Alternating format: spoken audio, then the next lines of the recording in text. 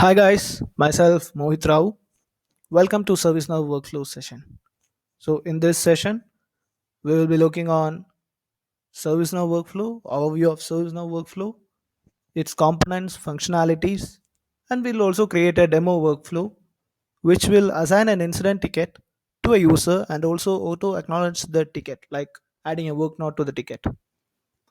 So the prerequisites for this course, I'm expecting you have a knowledge on ServiceNow, worked on any of the ServiceNow modules, let it be ITSM, IT operation management, service mapping, orchestration, application development, anything, so that we'll be in same page. So coming to the topic, ServiceNow is a leading cloud computing company headquartered in Santa Clara, California. It was founded on 2003 by Fred Luddy. They have strong presence on IT service management. They also have a strong presence on IT operation management, orchestration, service mapping, etc.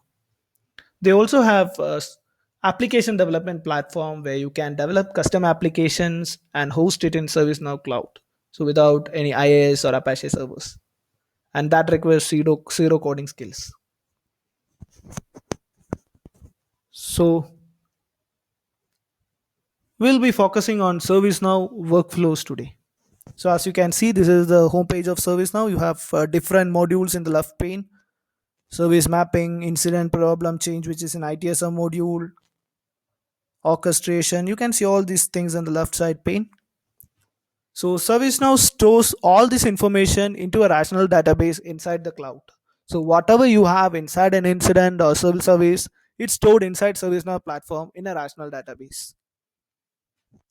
So we'll navigate to workflows.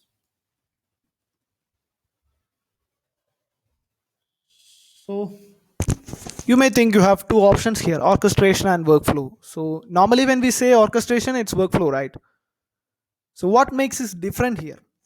So workflow automates multi-step operations or activities or tasks inside the ServiceNow platform, like approving a change, adding work note to an incident. All these things is done using ServiceNow workflows. We use orchestration to communicate to the outside world, like creating an AD user, creating an extension in telephony, communicating with the third party tool or vendor. So for those cases, we use orchestration that is outside the ServiceNow instance. ServiceNow orchestration module is bit expensive and you have to buy it separately. So we will be focusing on workflow. What is a workflow?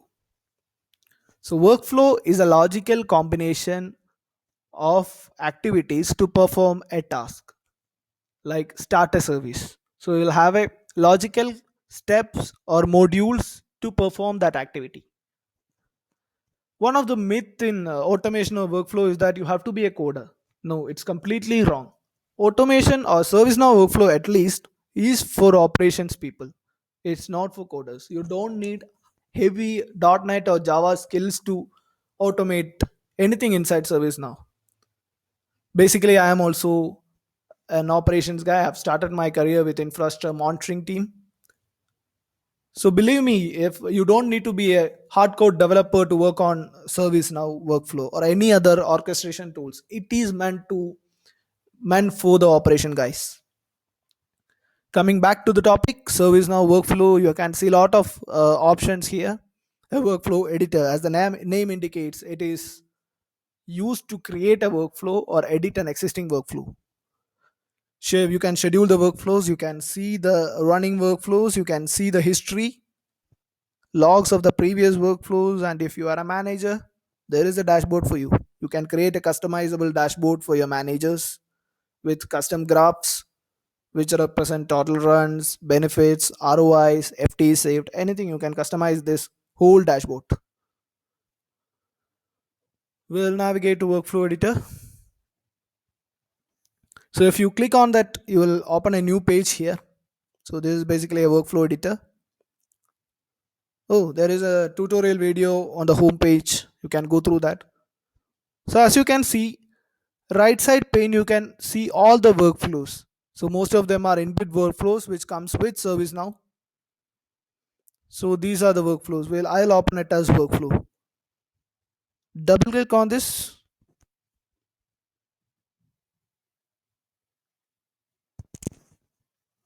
So this is basically a workflow, as you can see. S- Sequence of activities arranged in a graphical manner.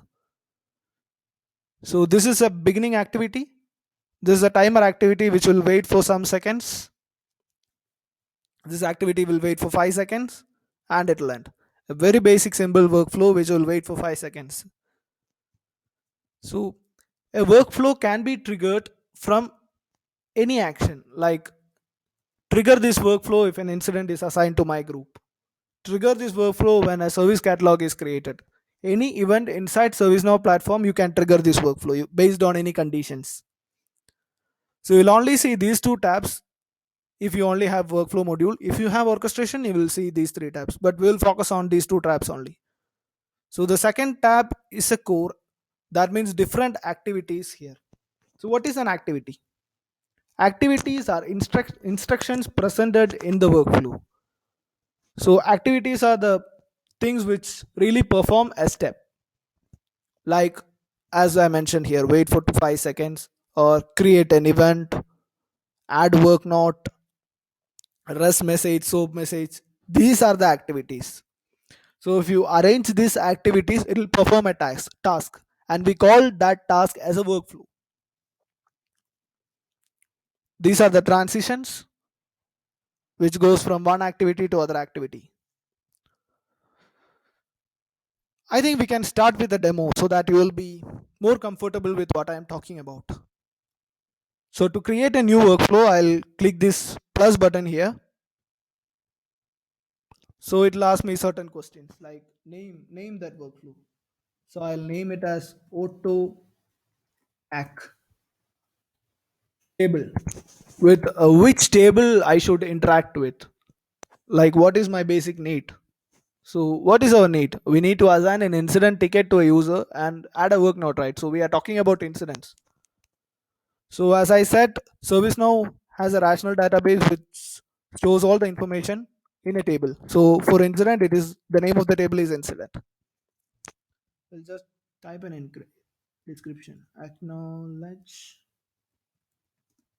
work notes and assign to a user when a new incident is assigned to cab approvals team or cab approvals queue.